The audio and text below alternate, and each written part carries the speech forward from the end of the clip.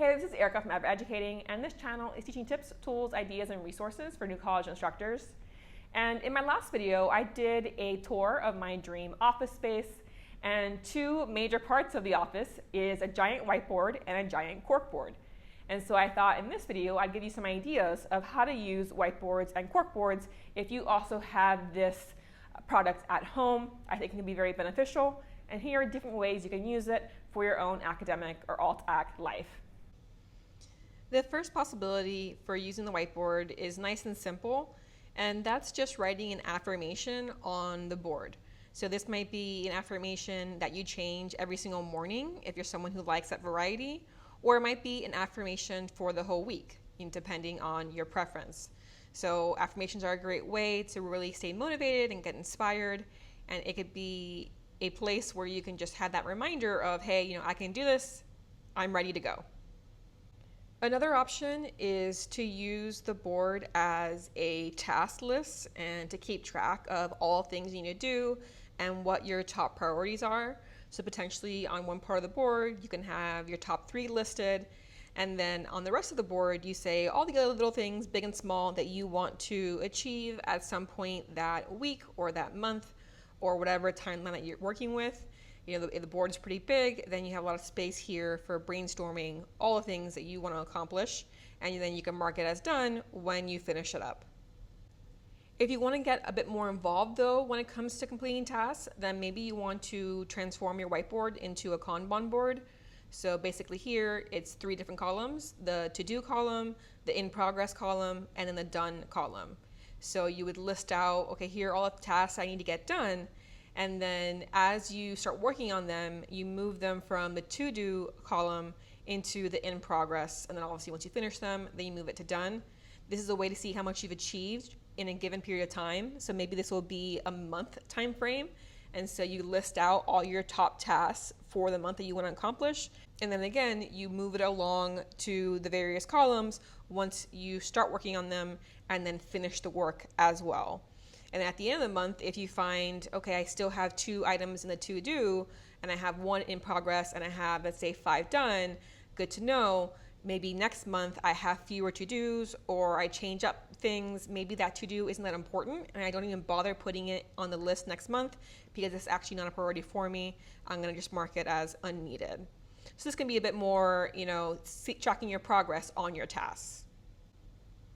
If you're someone who works best with having a calendar that's really big and in your face, then another option here is to create a monthly calendar on your whiteboard.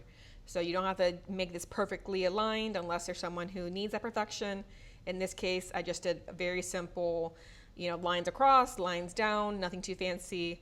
And I like having a Monday start versus a Sunday start.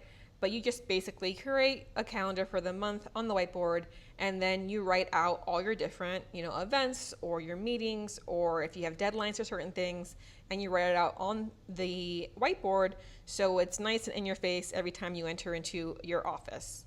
So potentially you might want to color code, so you have, certain things tied to your teaching is one color, and then your writing is another color, your personal life is another color. So this could be a way of just seeing it on the board, every day. What is it that's coming up, soon? And then potentially you want to make your whiteboard a combination whiteboard. So it's big enough, potentially you want to have your top 3 tasks on one piece of the whiteboard, so you know exactly what you need to focus on during the given week or given day. And then potentially you have an affirmation on the top there that will remain there for the week. So I like putting it on the top since it's not going to be changed every day. So that way I can focus on the lower part of the board is being replaced constantly, but the top part has the top 3 and has the affirmation. So I'm not constantly writing super high on the board. And then again, you can use different space of the whiteboard for different reasons. So in this case here, I'm brainstorming who I want to send queries to for 3 different manuscripts that I have. So I just kind of create a little, structure here of, okay, I want to send out queries for these 3 stories. I want to send out X amount for each of them. Now I'm going to go do some research to figure out who to send these stories to. So you can definitely use the board if it's big enough for a lot of things at once versus just having the calendar, right? Or just having task lists. So you can figure out what works best for you. So for the Corkboard, I just use this as motivation, as a visual, pleasurable part of my office. So I have here postcards I've received and my card that I got from my advisor when I finished my PhD. I created little Dr. Romero glasses to celebrate as well. I have my favorite quote there, that do what you love what you do. Some magnets of places that I visited, and I just added there my self-care card for the week that's saying to create a vision board, so I'll work on that.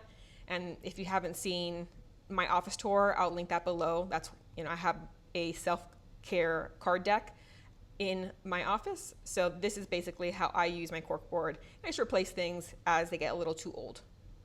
If you have your own ideas of how to use these two boards at home, let me know in the comments. I'd love to get new suggestions. Go ahead and like this video if you found it helpful, and subscribe to not miss out on future content.